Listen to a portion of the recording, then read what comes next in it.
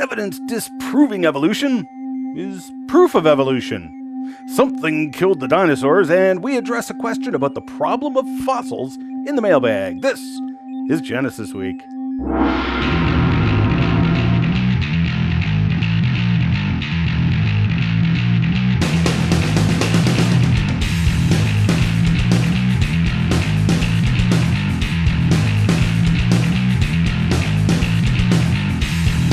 Welcome to this episode of Genesis Week, the weekly program of creationary commentary on news, views, and events pertaining to the Origins controversy.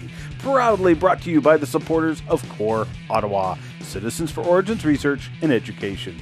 Excellence in pirate broadcasting, coming to you live from my garage. We continue to bring you the information the anti-creationists don't want you to see or hear, and we give glory to our Creator while we do it. Broadcasting right across Canada on the Miracle Channel, all over the U.S. on the Walk Television, satellites all around the globe, and of course, the Christianima Network on YouTube. Remember, if you get lost in cyberspace, you can just punch in wazulu.com, that's me, or genesisweek.com, that's the show, where you can find us and subscribe to our YouTube channel and get extras like Crevo rants and full interviews with our guests. I'm your host, Ian Juby. This past week, in the proceedings of the National Academy of Scientists, researchers reported on some fossil bacteria that haven't changed in over 2 billion years. The sulfur-eating bacteria are still around today, so that's how they know they haven't changed. Now, according to evolution, life is supposed to change over time. According to the biblical account of creation, 10 times in the first chapter of Genesis, it states that God created all life to reproduce after its kind. In other words, dogs will turn into dogs, cows will turn into cows, and humans will turn into humans, and bacteria will turn into bacteria. So, if we were to ask the question, if creation were true, what would the evidence be? One of those answers would be stasis. Life forms faithfully reproducing after their kind and not changing. So we see a stark contrast between the expected evidence of the two models. Evolution would predict major changes over time. Creation would predict stasis, essentially no change over time. So what do we see in the fossil record? Well, here we have a fossil garfish alleged to be 40 million years old. We know it's a garfish because garfish are still around today. 40 million years of evolution has caused the garfish to evolve into garfish. This is a shrimp. You guessed it. How did you know? Because you can go down to the grocery store and buy them today. Tens of millions of years of evolution has caused the shrimp to evolve into shrimp. An alleged 3.4 billion years of evolution has caused stromatolites to evolve into stromatolites. Dragonflies are alleged to have been around for some 300 million years. 300 million years of evolution has caused the dragonfly to evolve into the dragonfly. Horseshoe crabs have evolved into horseshoe crabs, etc. I could provide dozens and dozens of examples of fossil life that is faithfully reproduced after its kind. Now, the other thing you see in the fossil record is extinction. Well, extinction does not help evolution one iota. Evolution is supposed to be the origin of the species, not the extinction of the species. Well, my Bible talks about life reproducing faithfully after its kind, and a mass extinction known as the worldwide flood of Noah. The fossil record matches what the biblical history would predict, and is the opposite of what evolution would predict. Our lead story is another fine example of stasis in the fossil record. Now, while obviously I don't believe the age the researchers assigned to these fossil bacteria, I am going to use their age to make the point. I'm using their data. According to these researchers, 2.3 billion years of evolution has caused these bacteria to evolve into bacteria. Wow, that's starting to sound an awful lot like evidence for creation and refutation of evolution. But never fear, in response to this very nagging question, Phys.org presented one of the most profound oxymorons ever stated in Earth's history in writing. An international team of scientists has discovered the greatest absence of evolution ever reported. A type of deep-sea microorganism that appears not to have evolved over more than 2 billion years. But the researchers say that the organism's lack of evolution actually supports Charles Darwin's theory of evolution. Really? So the greatest absence of evolutionary change is proof of evolution? That's like saying the greatest absence of alchemy is proof of alchemy. Come on, guys, you're smarter than this. Aren't you? But let's dig into this, because this past week I had multiple YouTubers tell me I didn't understand evolution, and that I should watch a few YouTube videos on evolution basics. Well, actually, you guys don't understand evolution.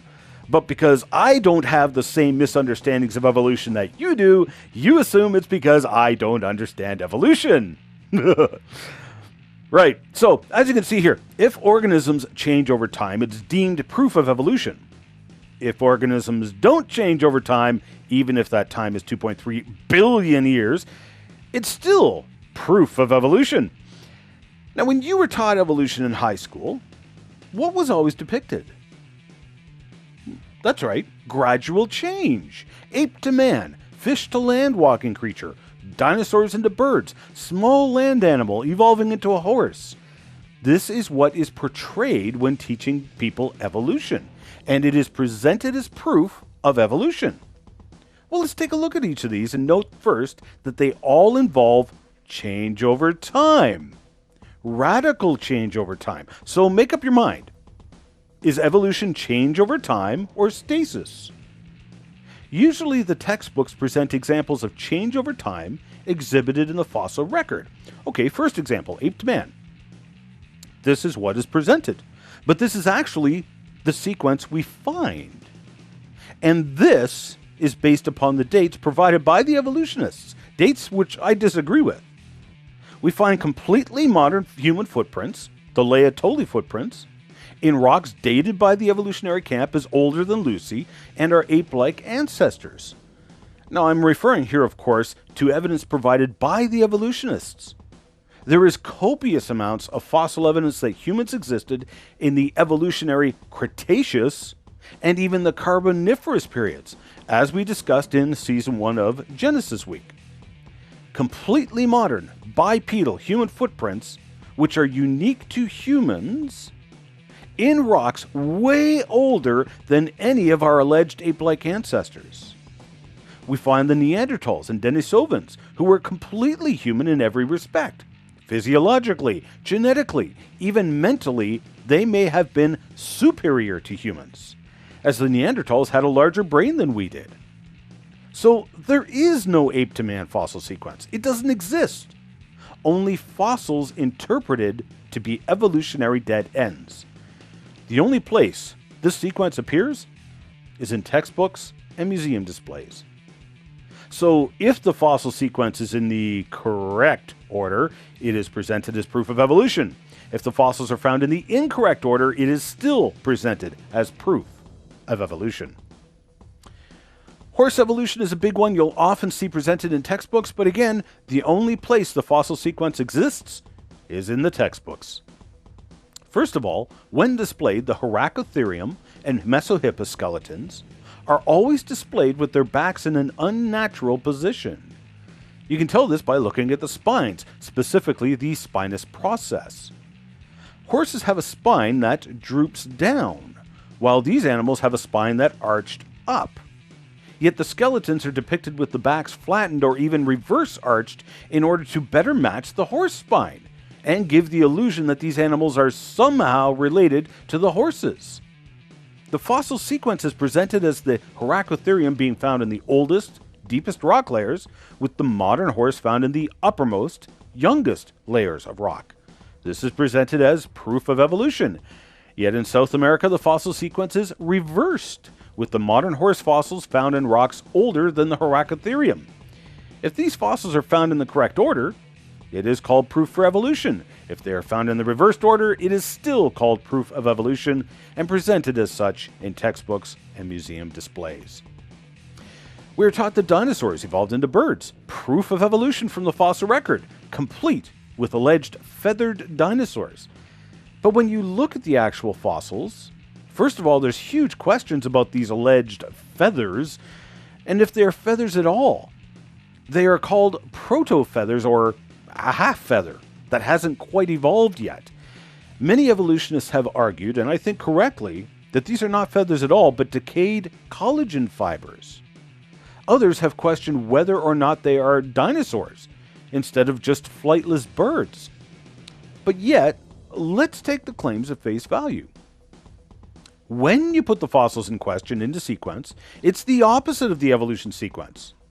The fully formed feathers appear on what probably were flightless birds, then dinosaurs with proto-feathers. So if the sequence matches what the evolutionist wants, it is presented as proof of evolution. When the sequence is the opposite of what evolution propounds, it is still called proof of evolution, with the assumption that these feathered dinosaurs were simply evolutionary dead ends. When we get to the fishopods, the alleged sea-to-land connection where fish evolved into land-walking tetrapods, many squeal with glee over the alleged evidence. A beautiful sequence was presented in the textbooks as showing the fossil evidence of fish evolving legs and feet to walk up onto land. Now, there was an annoying gap in the middle, though, a missing link, if you'll pardon the moniker. Neil Shubin decided to search for a fossil of this missing link in rocks that were dated by evolutionary assumptions as the correct age of the missing link, which turned out to be northern Canada, and he found Tiktaalik. Tiktaalik was alleged to be another perfect half-fish, half-land-walking creature, showing more steps in the evolutionary of the leg and feet. Anti-creationists ran amok, mocking creationists, saying this didn't just prove evolution, it fulfilled a prediction of evolution. Really? So let me ask a prediction of evolution then. If we were to look in rocks older than Tiktaalik, which was evidently in the process of developing feet, would evolution predict that we would find evidence of feet, or would it predict never finding evidence of feet? Well, of course, the correct answer has to be that, according to evolutionary predictions, you would find no evidence of feet in rocks older than Tiktaalik, because feet were not supposed to have evolved yet. That was the alleged prediction that Tiktaalik fulfilled. But when we look in the fossil record, we find fossil footprints in Poland, which were dated by the evolutionists as older than Tiktaalik. Evolutionists then played this anti-evidence, a failed evolutionary prediction, as still evidence for evolution. They claimed the fishopods, including Tiktaalik, must have branched off and evolved feet separately.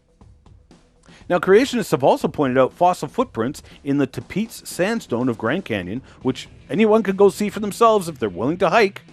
And those rocks are dated by evolution as at least 125 million years before Tiktaalik evolved.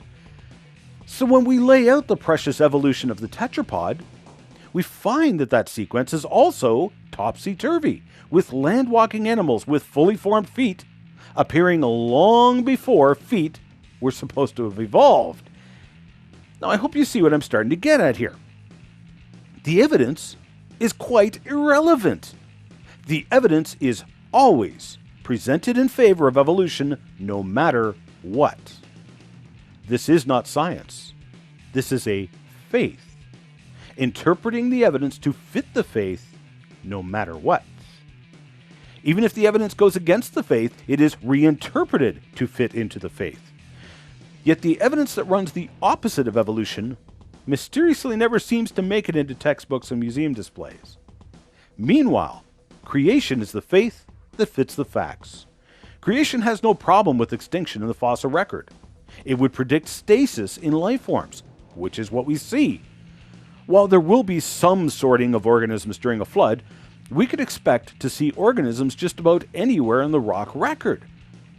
What anti-evolution evidence have you seen used in support of evolution? Provide quotes if you can. Send out a tweet on Twitter telling us about your favorite non-evidence evidence for evolution.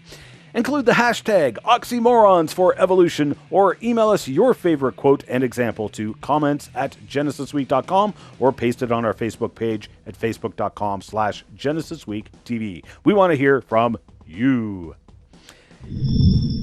Please remember that Genesis Week is a viewer-supported program. If you like the program, please consider donating towards the expenses, as it does sadly cost a lot of money to produce the program. I put my time into it for free, but it does have production costs. Canadians can make a tax-deductible donation, and you can chip in either by donating online or mail here, or even buying some DVDs, as the profits from those sales go towards the cost of the show. Thank you for your support, and please do pray for all of us involved in production. We need your prayers. A recent report came out in the journal Zoo Keys, claiming that dinosaurs went extinct in Europe at the same time as dinosaurs in North America. Ha! Who'd have thunk? Now, of course, we have to take a lot of what was said with a grain of salt here, because they used evolutionary timescales and the alleged asteroid impact event to time when these dinosaurs died. But it's interesting to note that the researchers pointed out that the majority of evidence for an asteroid impact killing off the dinosaurs comes from North America. When they concluded that the dinosaurs in Europe also died at the same time, they deemed this as evidence that the asteroid killed off the dinosaurs in Europe as well. Now, this is very interesting on multiple levels. First of all, as catastrophists, creationary scientists would agree that the fossil dinosaurs we find in Europe were killed off at the same time as the ones in North America. We would just say it was the global flood of Noah that killed off the dinosaurs. You know, that global thing in Global Flood. What's even more interesting is that the alleged evidence that it was an asteroid that killed off the dinosaurs in North America is actually very weak. In fact, one could say the evidence just doesn't stack up. This is why, when you read the studies conducted on dinosaur graveyards here in North America, the researchers invariably attribute the dinosaur deaths to, wait for it, a flood. Look it up for yourself. I go into more details in Crevo Rant number 17, Dinosaurs and Asteroids, where we explore the various theories about what killed the dinosaurs. Aliens? Tractor trailers? Chuck Norris? All of the evidence points conclusively to a flood. I would say it was a worldwide flood, the judgment of God on a wicked people. That worldwide flood was symbolic of another judgment to come. Jesus warned us that, just like in the days of Noah, people were drinking and marrying, and then the judgment came and took them all away. Jesus warned there was another judgment to come, and just like the flood, it would come at a most unexpected time. But, like Noah warning the people of old, we have been warned. Jesus said to escape that judgment, you must be born again. What does that mean? It means turning from your sins, asking Jesus for forgiveness, and giving your life completely and wholly to Him. And He will give you eternal life. What's keeping you from making Him the Lord of your life today? Stick around, we'll be back in 1 minute. The Complete Creation video series is just that, an exhaustive look at the science, philosophy, and theology behind the creation-evolution debate. In this 12 DVD series, Ian Juby starts off with a 1-hour presentation for the children in God's little creation. He then follows up with almost 11 hours of lecturing for the adults as he walks you through the debate, starting at its surprising history and examining the evidence from biology, geology, physics, paleontology, and archaeology. Chances are any question you have about the creation-evolution debate is answered in this video series. With open captions for the hearing impaired, the series is both entertaining and educational. There are also free resources, such as question and answer and proctor sheets for homeschoolers. You can now get the entire set as an instant digital download or on DVD. Visit Ian's bookstore today.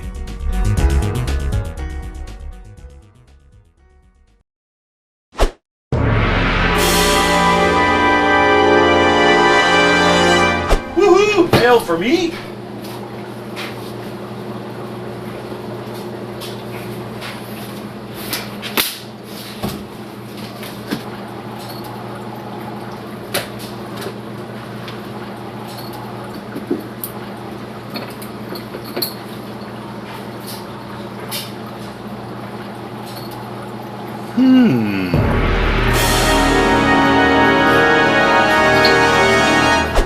Mark wrote in on our Facebook page. Hi Ian, I really enjoy watching Genesis Week and the Crevo rants keep up the good work. What would you say to the claim that there are too many fossils present in the layers to have been buried during a single event such as Noah's flood? That they represent more than what could have been alive at any one time?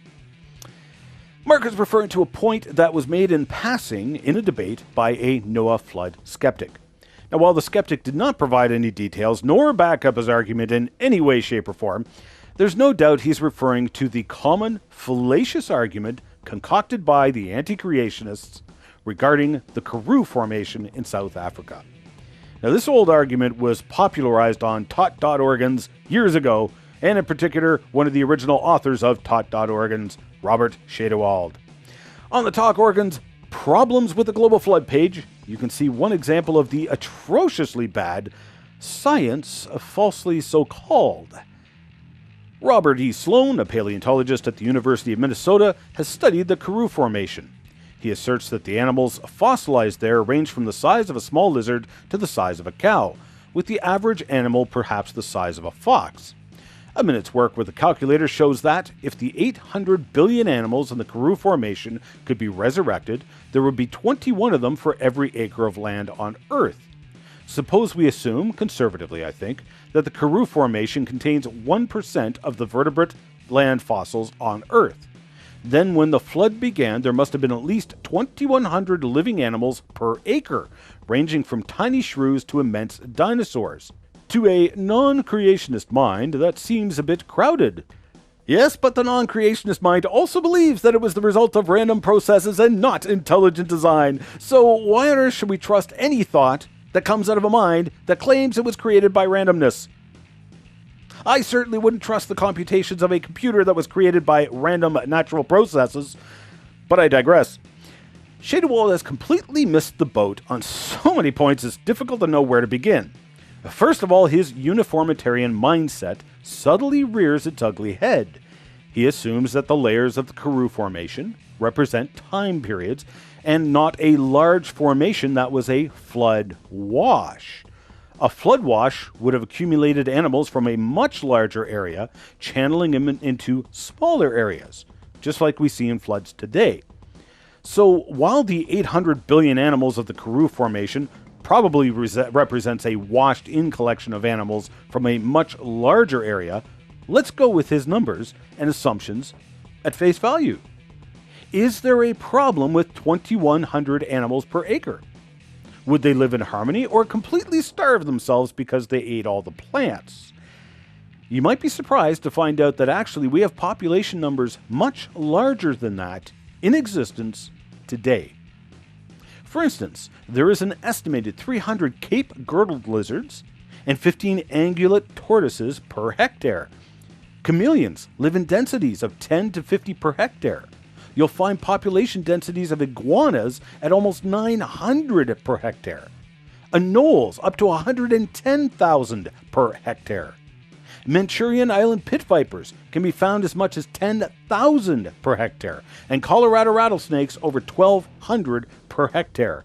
That makes you want to visit Colorado now, doesn't it? Geckos can produce populations of, get this, up to 67,600 per hectare. That's over 28,000 per acre. That's right, 7 per square yard. Even larger animals, such as mammals, can produce surprisingly high population densities, such as the deserts of Utah, where you'll find 14 to 41 mammals per hectare. In fact, not only did the Karoo fossils not present a problem for creation and a young Earth, they do present a huge problem for the evolutionary timescale because the fossil populations are nowhere near high enough. We're talking about these layers being assumed to form over millions of years. Where are all the fossils? Even large animals, such as the elephants, can produce incredibly huge populations in a very short amount of time. As Michael Ord showed, using elephant reproduction rates to estimate woolly mammoth reproduction rates, you can get 1.3 billion mammoths in just 300 years. Elephants, and presumably mammoths as well, have a gestation period of over a year and a half and don't reach sexual maturity until 10 to 23 years old. It's not like they can breed like rabbits. But even with such low reproduction rates, you can see what incredible populations even large mammals can produce in a very short amount of time. Now, let's extrapolate such population densities to millions of years, not hundreds, millions. The evolutionary camp believes the Karoo Formation was a mass extinction event, a catastrophe. Where's all the fossils of all the animals? The elephant in the room, so to speak, is the lack of extreme numbers of fossils in the Karoo Formation, not the low numbers we actually find. So contrary to what the global flood skeptic argued, the fossil populations are actually a huge problem for evolution in deep time, not creation and a young Earth. Thanks for writing in, Mark. Well, that's it for this week. I'm your host, Ian Juby, signing off for now and saying thank you for watching. We realize there is a lot of competition out there for your viewership, and we are so pleased that you took the time out of your day to watch Genesis Week. I hope you'll join me again next week. Remember, you can send in your comments, questions, hate mail, and your winning Tim Hortons Roll Up the Rim tabs to us in a number of ways. You can email us at comments@genesisweek.com, or you can send us a tweet at GenesisWeek, or you can head on over to genesisweek.com, find the most recent show, and leave a comment there.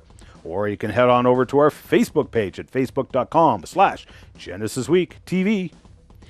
Remember those words of comfort and warning from our Creator, the Lord Jesus Christ, who said, "I am the way, the truth, and the life. No man comes to the Father except through me." We'll see you on the flip side.